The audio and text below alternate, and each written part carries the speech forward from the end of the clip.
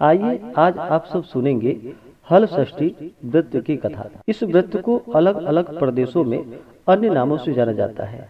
इसे हर षष्ठी, हल छठ, ललई छठ, चंदन छठ, हल षष्ठी आदि नामों से जाना जाता है।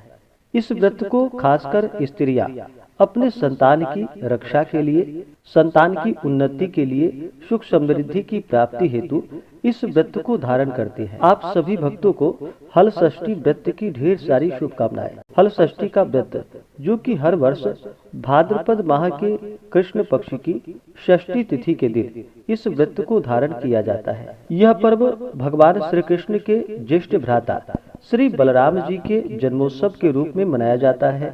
इस दिन श्री बलराम जी का जन्म हुआ था। यह व्रत संतान प्राप्ति, संतान की लंबी आयु व सुख समृद्धि की प्राप्ति के लिए माताओं द्वारा अपने पुत्र की रक्षा हेतु इस व्रत को धारण किया जाता है, ताकि उनकी संतान सुरक्षित रह पाए। इस व्रत में, जो कि दिन भर उपवास रहते हुए इस व्रत को धारण किया जाता है और चंद्रोदय होने के बाद यह व्रत पूर्ण माना जाता है, इस व्रत को चंद्रोदय व्यापनी ली जाती है। इस व्रत में, जो कि पंचमी दिन से ही व्रत में नियम का पालन करना चाहिए। भाद्रपद माह की कृष्ण पक्ष की पंचमी तिथि के दिन से व्रत का नियम शुरू हो जाता है, अर्थात एक समय भोजन, जो कि पंचमी तिथि के दिन करनी चाहिए, और फिर अगले दिन जाकर के षष्ठी तिथि के दिन प्रातः उठ करके स्नान आदि कर व्रत का संकल्प लेना चाहिए। एक बार का धोया हुआ अर्थात नवीन स्वच्छ वस्त्र धारण करनी चाहिए। माताएं सौभाग्य और श्रृंगार करें। पूजन वाले स्थल को स्वच्छ करके गोबर से लीप कर एक बनावटी तालाब, जो कि सगरी बनानी चाहिए। इस तालाब में झरबेरी, ताश, गूलर तथा पलाश की एक एक शाखा बांधकर बनाई गई हर छठ को गाड़ दे। तालाब में जल भर दे। तालाब में वरुण देव का पूजन करे। एक चौकी में मिट्टी से बनी हुई शिव जी, पार्वती जी, गणेश जी व कार्तिकेय की मूर्ति बनाकर रखे। कागज या दीवार पर षष्ठी माता का भैंस के घी में सिंदूर से मूर्ति बनावे और उसे स्थापित करे। पूजन स्थल पर बच्चों का खिलौना आदि हो वो रखे। हल छठ के समीप श्रृंगार सामान तथा हल्दी से रंगा हुआ कपड़ा पोता भी रखे। कलश रखे, गौरी गणेश रखे, नवग्रह देवता को स्थापित करे और फिर पूजन करनी चाहिए। पूजन में पसहर चावल का अक्षत, भैंस का दूध, दही, घी का ही उपयोग करे। इसमें, जो कि गौ घृत, गौ दही आदि का प्रयोग नहीं करना चाहिए। गाय के किसी भी वस्तु का प्रयोग नहीं किया जाता है।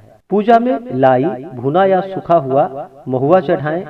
सतंजा, जो कि चना, जौ, गेहूं, धान, अरहर, मक्का तथा मूंग चढ़ाने के बाद होली की राख, होली पर भुने हुए चने की होरा तथा जौ की बालें चढ़ाएं और कथा श्रवण करके फिर आरती करे। ब्राह्मणों को दक्षिणा देकर आशीर्वाद ग्रहण करे। बड़े बुजुर्गों का आशीर्वाद लेकर व्रत संपन्न करे। इस प्रकार से बच्चों को प्रसाद के रूप में धान की लाई, भुना हुआ महुआ तथा चना, गेहूं, अरहर आदि 6 प्रकार के अन्नों का मिलाकर बांटे और पूजन के बाद अपने संतान के पीठ वाले भाग में कमर के पास पोता, जो कि सगरी के जल से भिगाकर मारकर अपने आंचल से पोछे। इस व्रत में, जो कि महुआ का दातून करनी चाहिए। भोजन बनाते समय चम्मच के रूप में महुआ पेड़ की लकड़ी का उपयोग करनी चाहिए।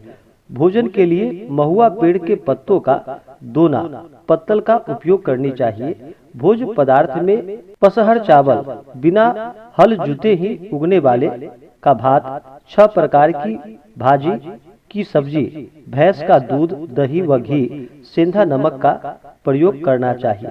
इस दिन, जो कि हल चले भूमि पर नहीं चलनी चाहिए। हल चले जुता हुआ जमीन का अन्न, फल, साग, सब्जी व अन्य भोज्य पदार्थ का सेवन नहीं करनी चाहिए।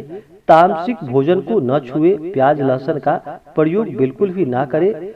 गाय के दूध, दही, घी का भी प्रयोग में न लाए। बच्चों व बूढ़ों का या अन्य किसी का भी स्त्रीन अनादर बिल्कुल भी नहीं करनी चाहिए और असत्य वचन बिल्कुल भी नहीं बोलनी चाहिए। इस व्रत को जो कि सभी जगह मनाने की अपनी अपनी परंपरा है, तो सभी अपनी अपनी परंपराओं के अनुसार इस व्रत को धारण करें। तो आइए सुनते हैं हल षष्ठी से जुड़ी हुई दो पौराणिक कथाएं। प्राचीन काल में एक ग्वालिनी थी। उसका प्रसव काल जो कि अत्यंत निकट था। एक ओर वह प्रसव से व्याकुल थी, तो दूसरी ओर उसका मन गौरस यानी कि दूध दही बेचने में लगा हुआ था। उसने सोचा कि यदि प्रसव हो गया तो गौरस यानी कि दूध दही यूं ही पड़ा रह जाएगा। यह सोचकर उसने दूध दही के घड़े सिर पर रखकर और बेचने के लिए वह चल पड़ी। किंतु कुछ ही दूर पहुंचने पर उसे असहनीय पीड़ा जो कि प्रसव पीड़ा आरंभ हो गई। वह एक झरबेरी की ओट में चली गई और वहां एक बच्चे को जन्म दिया। वह बच्चे को वहीं छोड़कर पास के गांव में दूध दही बेचने के लिए चली गई। संयोग से उस दिन हल षष्ठी थी। गाय भैंस के मिश्रित दूध को केवल भैंसों का दूध बतलाकर उसने सीधे साधे गांव वालों में बेच दिया। उधर जिस झरबेरी के नीचे उसने बच्चे को छोड़ा था, उसके समीप ही खेत में एक किसान हल चला रहा था। अचानक उसके बैल भड़क उठे और हल का फल जो कि शरीर में घुसने से वह बालक मर गया। इस घटना से किसान बहुत दुखी हुआ। फिर भी उसने हिम्मत और धैर्य से काम लिया।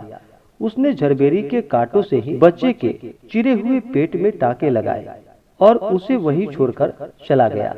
कुछ देर बाद ग्वालिन दूध बेचकर वहां आ पहुंची। बच्चे की ऐसी दशा देखकर उसे समझते देर नहीं लगी कि यह सब उसके ही पाप की सजा है।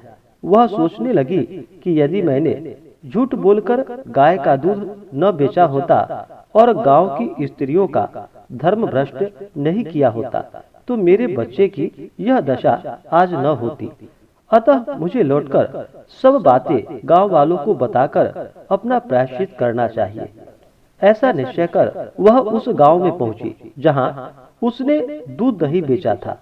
वही गली गली घूमकर अपनी सारी करतूत और उसके फल स्वरूप मिले दंड का वह बखान करने लगी। तब स्त्रियों ने स्वधर्म रक्षार्थ और उस पर दया करके उसे क्षमा कर दी और आशीर्वाद दिया।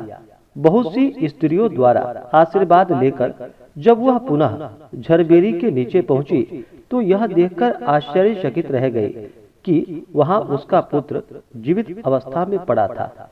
तभी उसने स्वार्थ के लिए झूठ बोलने को ब्रह्म हत्या के समान समझा और कभी झूठ न बोलने का प्रण किया।